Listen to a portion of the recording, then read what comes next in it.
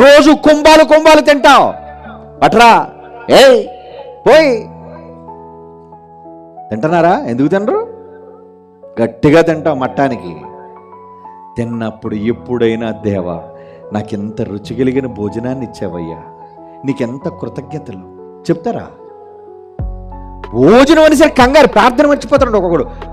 ఏమంటే సగం తినేసి అమ్మమ్మ మర్చిపోయినా అప్పుడు ప్రార్థన చేస్తున్నాడు. ఎందుకురా? ఏడు మొదలు పెట్టేసి ఇప్పుడు మధ్యలో ప్రార్థన చేస్తావా? అంటే ఏది గుర్తుందో నీకు? తిండి మీద ఉన్న ఆలోచన దేవుడి మీద కూడా లేదో. ఎంత కృతజ్ఞత అయ్యా నీకు దేవుడి మీద. కీర్తనల గ్రంథం 14వ కీర్తన 4వ వచనం,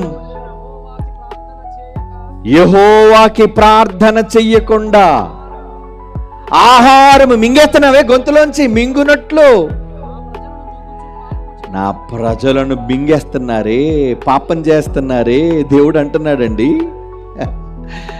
యెహోవాకి ప్రార్థన చేయకుండా ఆహారాన్ని మింగే మీరు, నేను గుర్తున్నానా? మీరు బ్రతకడానికి, నీ పిల్లలు బ్రతకడానికి, నీ కుటుంబం బ్రతకడానికి నేను కాదా దిక్కు? నేను లేకుండా మీరు బ్రతకగలుగుతున్నారా?